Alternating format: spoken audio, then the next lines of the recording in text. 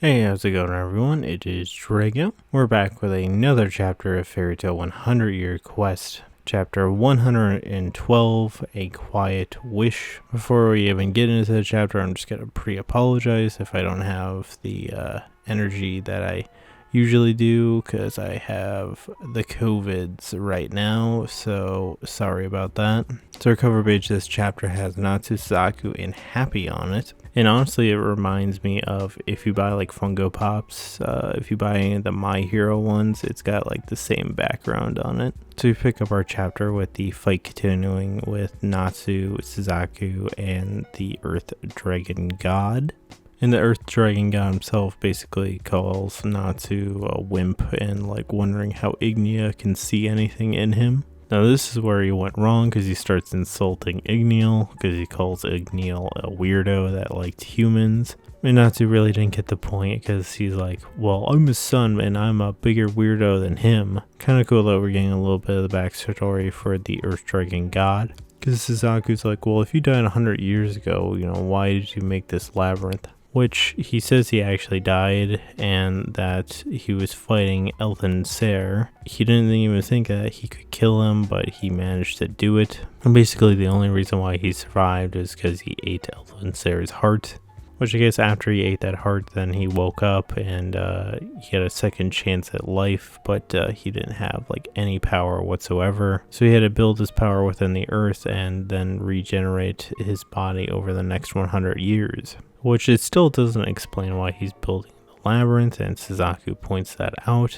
And basically it was to disorient anyone from messing with the power he was accumulating over the next 100 years, and basically hide the orbs that seal his power. And that's basically all he wants to tell them because he's like, screw that, I'm not telling you anymore, and he starts attacking him. He really hits him hard and, saying that Natsu is off limits, but I could kill everyone else. So you see the rubble starting to attack Suzaku, really pulling a pain move. I forgot what the move was called, but I know it was from Naruto, to where like you had a person that made like a giant rock like circle around them. So we cut away from them to Silene and the rest of Fairy Tale, basically explaining the stuff from last chapter, that they need to destroy all those cores and that there's 71 in total, and if we destroy all of them, it'll weaken his power. And basically, if we don't destroy him, there's no chance of winning no matter how many people we put up against him.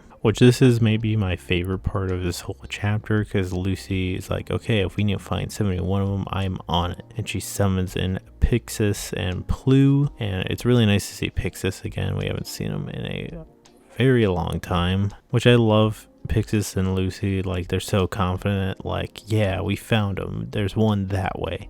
And then Silene's just in the background like, I already know where they all are. And then it does the gag again from like the Grand Magic games of Lucy and Pixis all sat in the corner. I love it so much. It's such a good joke.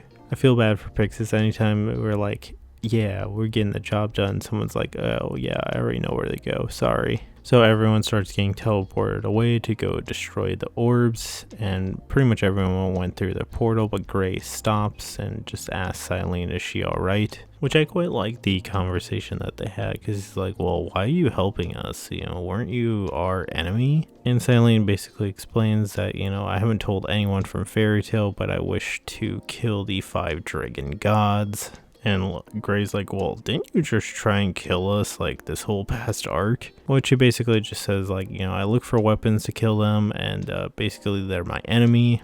I tried the whiteout magic, that didn't work. I tried the Diablos Guild, that didn't work. I tried this heart thing, and that didn't work either. But now I understand that the people I should have called from the beginning were the wizards from Fairy Tale.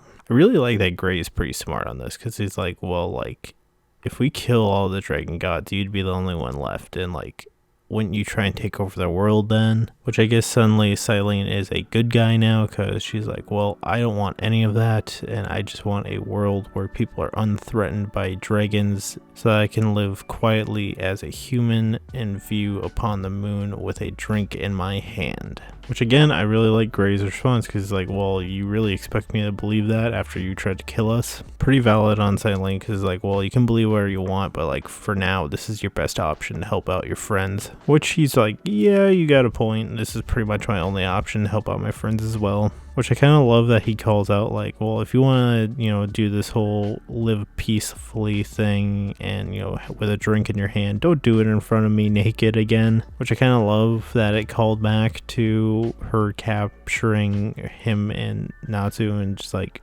drinking in front of them while they were naked. So we cut over to Lucy, and she's found one of the cores that she needs to destroy. I really like this. She's like, well, how should I break this? And then she does a Lucy kick, which I imagine with how much that thing shattered, you're going to get a splinter of that core in your foot. And you get kind of a montage of other guild members destroying cores, which they destroyed 9 of them. So I imagine that should have somewhat helped out Natsu and Suzaku already. And as they're destroying more of them, Silene's just pointing out where more of them are, summoning portals for them to all go through to go destroy all these. And we go back over to Gray, and he's like, whoa, there's someone here, and like, what the heck's going on here? Which he's just like, well, did the gate summon me in a wrong spot? Because like, there's nothing here right now. You get this silhouette of a guy, and he's like, what the heck is going on here? Who are you? Which, since he's so far away, he can't really even see who this person is, and he probably thinks it's one of his guildmates, because he's like, hey, it's me, Gray, what the heck are you doing with the core? I wonder if this guy's from a treasure hunting guild, because he's like, this is a treasure I found and I'm not going to give it to you. So it's not one of his fellow guildmates, and I have no idea who this guy is. It doesn't even give his name, which is like, what the heck's a wizard doing here? And Gray's just like, well, who the heck are you? That was my line, and that is not a treasure. I need it right now. And that is the end of our chapter. So my thoughts. Gray seems like he's going to be fighting this no-name guy right now, which he finally gets a fight.